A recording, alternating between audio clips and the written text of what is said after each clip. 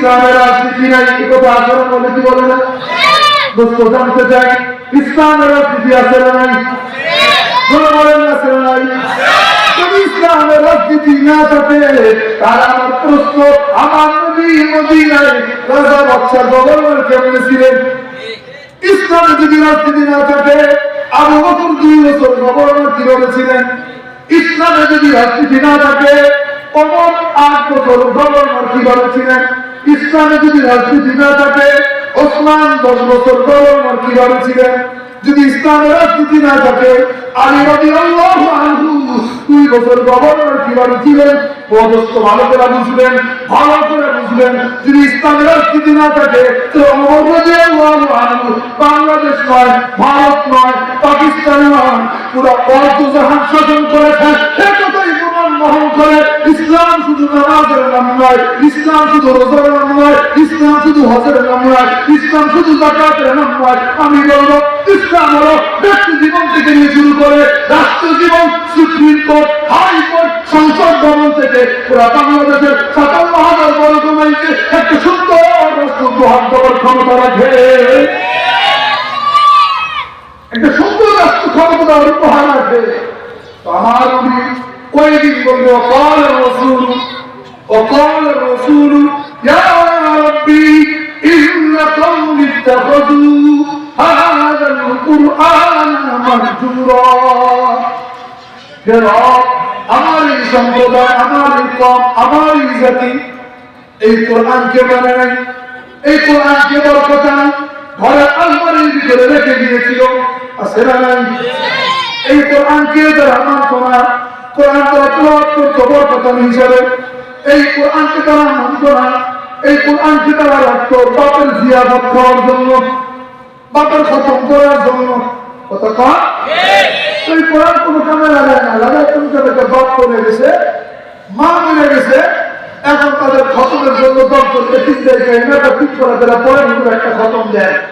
অথচ কোরআন শুধু এইরকম খতম করার জন্য নয়, কোরআন যেমন তেলাওয়াতের জন্য, কোরআন যেমন দুনিয়ার শ্রেষ্ঠ ইবাদত নামাজের জন্য, এই কোরআন ঠিক তেমনি ভাবে রাষ্ট্র পরিচালনার জন্য।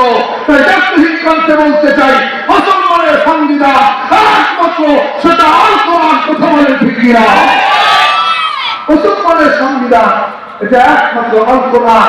আজ আমাদের সমাজে হত্যা, অন্যায়, জুলুম, নির্যাতন, সুদ, ঘুষ, বেহায়াপনা, বেলাপনা, আজ এই অবস্থা কেন? আমি বলবো অন্য কোনো সমস্যা নাই, দুনিয়া সব প্রযুক্তি আছে, কিন্তু কোরআনের আদর্শ নাই, কোরআনের আমল নাই।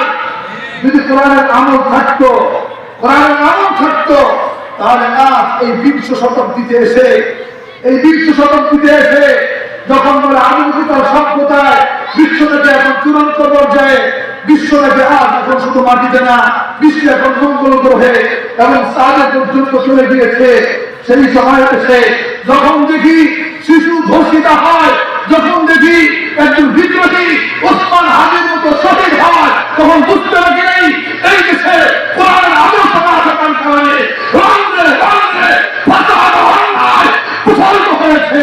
কথা বলেন ঠিক কিনা? ভালো করে বুঝলেন একটা কথা, আল্লাহ রাসূলের হাদিস, বুখারী শরীফের বর্ণনা, মিশকাত শরীফের ভিতরেও আছে। জিয়াদ বিন লাবিব রাদিয়াল্লাহু আনহু আল্লাহ রাসূলের একজন সাহাবী, যাকারান নবী সাল্লাল্লাহু আলাইহি ওয়াসাল্লাম, ভালো করে খেয়াল করেন, যাকারান নবী সাল্লাল্লাহু আলাইহি ওয়াসাল্লাম শাইআন, আল্লাহ রাসূল সাল্লাল্লাহু আলাইহি ওয়াসাল্লাম একদিন কিছু কিছু বিষয় উল্লেখ করলেন। সেই বিষয়গুলো কি ছিল? সেই বিষয়গুলো ছিল হলো ফিতনা। মানে দুনিয়াতে একটা সময় আসবে, যেই সময় দুনিয়াতে ফিতনা হবে, খালি ফিতনা আর ফিতনা। কয়েকটি রকম ফিতনা, কয়েকটা মালার ভিতরে মালা দেখছি, মালা মালার ভিতরে যদি মালাটা ছিঁড়ে যায়, যদি মালা ছিঁড়ে যায় তাহলে মালার পুঁথিগুলো একটা থেকে আরেকটা প্রকৃতি বিলম্ব করে দেরি হয়, একটার পর একটা কষ্ট করতে থাকে। তো দেখেন তো আজ বাংলাদেশের অবস্থা দেখেন, সকালে একটা ইস্যু, সেই ইস্যু নিয়ে আলোচনা শুরু করতে না করতে দুপুরে আরেকটা ইস্যু, দুপুরে যেতে না যেতে বিকালে আরেকটা ইস্যু, বিকাল হতে না হতে রাত্রিবেলা দেখা যায় আরো কয়েকটা ইস্যু, ইস্যুর ভিতরে ইস্যুতে আজ বাংলাদেশের মানুষ তারা তাদের বিকাশ প্রতিভা যোগ্যতা প্রকাশ করলে আর সেই সুযোগ হচ্ছে না। রাসূল বলেন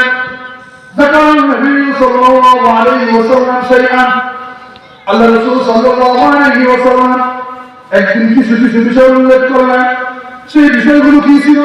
সেই বিষয়গুলো ছিল এই উম্মতের জন্য ফতোয়া হবে। সাহাবী জিয়াদ বিন নবীর রাদিয়াল্লাহু আনহু বলেন ওয়াজাকা ইনদা আওয়ানি যাহাবিল ইলমি, কোন ফতোয়াগুলো কখন হবে?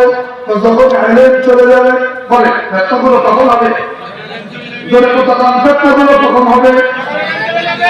এখন জিয়াদ বিন নবী বলে আল্লাহ রাসূল কাইফা ইয়াজাবুল ইলম, এরকম করে কি করে?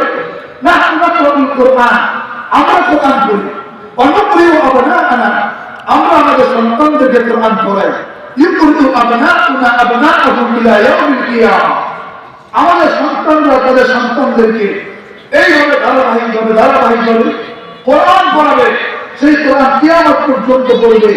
তাহলে নবী জানতে চাই কাইফা ইয়াযাবুল ইলম, ইলম কিভাবে যাবে, কি করে যাবে, ইলম কিভাবে নষ্ট হবে, ইলম কিভাবে ধ্বংস হবে। এবার রাসূল বলেন জিয়াদ বিন নবীকে, তারে আমি তো ভাবছিলাম যে তুমি একজন বড় জ্ঞানী মানুষ মদিনার ভিতরে, আমি তোমাকে একজন বড় ফকিহ বড় জ্ঞানী বুঝমান মনে করেছিলাম, কিন্তু আজকে তোমার এই প্রশ্ন শুনে আমার কাছে মনে হলো যে তোমার জ্ঞানের ভিতরে একটু কমতি আছে। দোস্ত আমার, এবার রাসূল জিয়াদ বিন নবীকে বলেন